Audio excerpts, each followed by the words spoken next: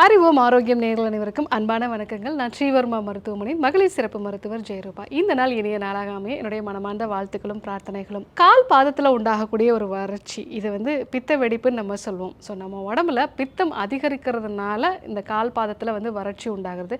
ஆனால் இதுவே கல்லீரலில் உண்டாகக்கூடிய பாதிப்புக்கு முதல் அறிகுறியாக இருக்குது. நிறைய பேர் கால் பாதத்தில் தொடர்ந்து வறட்சி இருக்குது அப்படின்னு சொல்லி வருவாங்க. அவங்களுடைய கல்லீரலை நம்ம பரிசோதனை பண்ணி பார்த்தோம் அப்படின்னா ஃபேட்டி லிவர் மாதிரியான பிரச்சனைகளோ இல்லை கல்லீரலோட செயல்திறன் கம்மியாகிறத நம்ம சமீப நாட்களாக நிறைய பார்க்குறோம். ஸோ கல்லீரலுக்கும் நம்மளுடைய கால் பாதத்துக்கும் என்ன சம்மந்தம் அப்படின்னு பார்த்தீங்கன்னா, கல்லீரலேருந்து தான் பித்த நீர் உருவாகுது. இந்த பித்த நீர் அப்படிங்கிறது நம்ம சாப்பிடக்கூடிய உணவுலேருந்து கொழுப்பை செரிமானம் பண்ணக்கூடியது. ஸோ கொழுப்பு முறையாக செரிமானம் ஆனால் தான் நம்மளால் கொழுப்பில் கரையக்கூடிய வைட்டமின்களான வைட்டமின் ADEK அப்படிங்கிறது நம்ம உடம்புக்கு கிடைக்கும். ஸோ இந்த வைட்டமின்கள் குறைபாடு இருந்தது அப்படின்னா நம்மளுடைய தோல் வறட்சி அடையும். அதெல்லாம் முதல்ல வறட்சி அடையாது நம்ம கால் பாதம் தான். ஸோ இந்த மாதிரியான ஒரு அறிகுறி இருக்குது அப்படின்னா நம்ம கல்லீரலை பரிசோதனை பண்ணி பார்க்கறது நல்லது.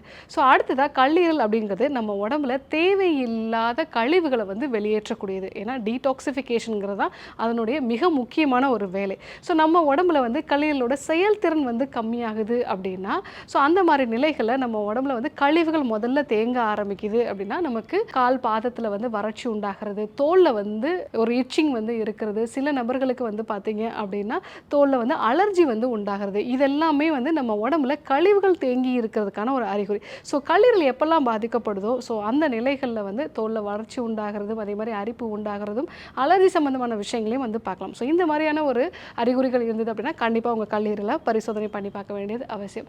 ஸோ அதே மாதிரி நம்மளுடைய கல்லீரல் அப்படிங்கிறது நம்மளுடைய உடம்புல ரத்த ஓட்டம் கரெக்டாக இருக்கிறதுக்கு ரொம்பவே அவசியம். ஸோ அதே மாதிரி ரத்தம் உறையிறதையும் இது ரத்த குழாய்களுக்குள்ளே ரத்தம் உறையிறதையும் தடுக்கும். ஸோ கல்லீரலோட செயல்திறன் கம்மியாகுது, இல்லை அங்கே ஃபேட்டி லிவர் இருக்குது, இல்லை தொடர்ந்து ஆல்கஹால் எடுத்துக்கிறதுனால அவங்களுக்கு ஃபேட் அங்கே தொடர்ந்து தேக்கமடைஞ்சிட்டே இருக்குது அப்படின்னா, ஸோ அதனுடைய ஒரு தொடர்ச்சியாகவும் ரத்த குழாய்களுக்குள்ள ரத்தம் முறையாக போகாது. அதுலேயும் முக்கியமாக கால் பாதத்துக்கான ரத்த ஓட்டம் குறைய ஆரம்பிக்கும் போது அங்கே இருக்கக்கூடிய செல்கள் புதுப்பிக்கக்கூடிய நிலை குறைய ஆரம்பிக்குது. இதனால் கூட கால் பாதத்தில் வறட்சி உண்டாகலாம். ஒரு சில நபர்களுக்கு பார்த்தீங்க அப்படின்னா, ஸோ அவங்களுடைய கல்லீரலில் ஏதாவது ஒரு இன்ஃபெக்ஷன் இருந்தது, இல்லை ஒரு ஹெப்படைட்டிஸ் இன்ஃபெக்ஷன் இருந்தது அப்படின்னா, ஸோ அவங்களுக்கு அந்த நிலையில் அது பெட்டராக இருக்கும். ஆனால் தொடர்ந்து அவங்களுடைய ரத்தத்தில் அந்த ஹெப்படைட்டிஸோட ஒரு ஆன்டிபாடிஸ் அதிலே இருக்குது அப்படின்னா அந்த மாதிரி நிலைகளில் கூட அவங்களுக்கு கால் பாதத்தில் வறட்சி உண்டாகலாம்.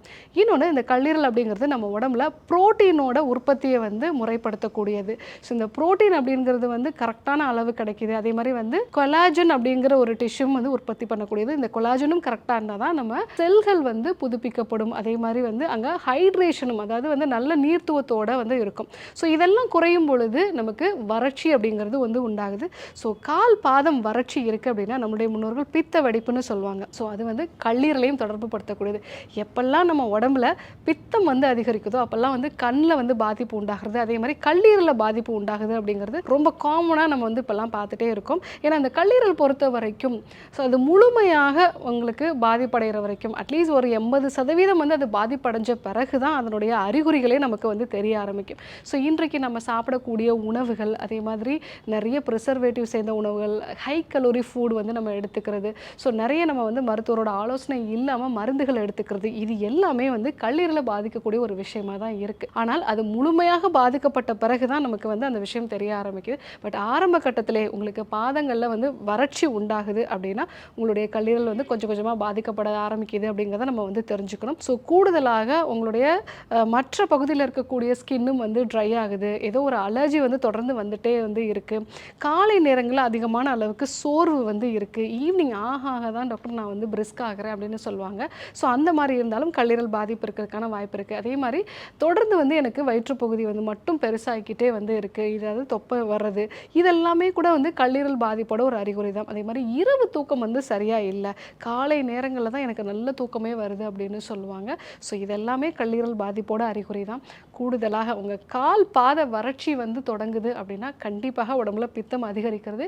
அந்த பித்தம் அதிகரிச்சது அப்படிங்கிறது கல்லீரலையும் பாதிப்படைய செய்யுது. ஸோ இதுதான் நம்ம தெரிஞ்சுக்க வேண்டிய ஒரு விஷயம். ஸோ இந்த மாதிரி ஒரு வறட்சி உண்டாகி கல்லீரல்லையும் இந்த பாதிப்புகளுக்கான எல்லா அறிகுறிகளும் இருக்குது அப்படின்னா உங்களுடைய உணவில் அதிகப்படியான கலோரிஸ் இருக்கக்கூடிய உணவுகள், முக்கியமாக பார்த்தீங்கன்னா கேக் வகைகள், அதே மாதிரி ப்ரிசர்வேட்டிவ்ஸ் இந்த பிஸ்கட் வகைகள், இதெல்லாமே நம்ம தவிர்க்கிறது நல்லது. நல்லது. லேட் நைட்டில், ஸோ நைட் நேரத்தில் பிரியாணி இந்த மாதிரிலாம் நம்ம சாப்பிட்றத வந்து அவாய்ட் பண்ணுறது நல்லது. ஸோ கல்லீரலை பாதுகாக்கிறதுக்கு வந்து இரவு தூக்கம் அப்படிங்கிறது ரொம்பவே அவசியம். இரவு 10லேருந்து 2 மணி வரைக்கும் நம்ம வந்து நல்லா ஆழ்ந்த தூக்கத்தில் இருக்க வேண்டியது அவசியம். அதே மாதிரி கல்லீரலை பாதுகாக்கக்கூடிய உணவுப் பொருட்களையும் வந்து நம்ம எடுத்துக்கலாம். அதாவது கீழா நெல்லி வந்து எடுத்துக்கலாம், அதே மாதிரி அவகாடோ வந்து எடுத்துக்கலாம், நிறைய வந்து நட்ஸ் வகைகள், சீட்ஸ் வந்து நம்ம எடுத்துக்கலாம். ஸோ இதெல்லாம் நம்ம எடுத்துக்கிட்டோம்னா வந்து கல்லீரலை வந்து பாதுகாக்கும். கரிசாலை, மணத்தக்காளி இது எல்லாமே வந்து கல்லீரலை வந்து பாதுகாக்கக்கூடியதான். ஸோ இந்த வகையான உணவுகளையும் நம்ம வந்து சேர்த்துக்கிட்டோம் அப்படின்னா நம்மளுடைய கல்லீரலோட பாதிப்பை வந்து நம்ம தவிர்த்துக்கலாம். ஸோ கால் பாத வறட்சி இருக்குது அப்படின்னா வெறும் பித்த வெடிப்பு அப்படின்னு மட்டும் எடுத்துக்காமல் உங்கள் கல்லீரல்லையும் பாதிப்பு இருக்கா அப்படிங்கிறதையும் நீங்கள் செக் பண்ணி பாருங்கள். ஸோ அந்த மாதிரி நிலைகளில் நான் சொன்ன இந்த விஷயங்களை வந்து ஃபாலோ பண்ணுங்கள். ஒருவேளை அதனுடைய அளவு வந்து ரொம்ப அதிகமாக இருக்குது அப்படின்னா மருத்துவரை சந்தித்து ஆலோசனை வந்து எடுத்துக்கோங்க.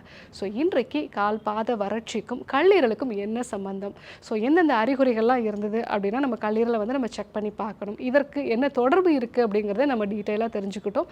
இதே போன்று ஒரு நல்ல தகவலோடு உங்களை சந்திக்கிறேன். நன்றி, வணக்கம்.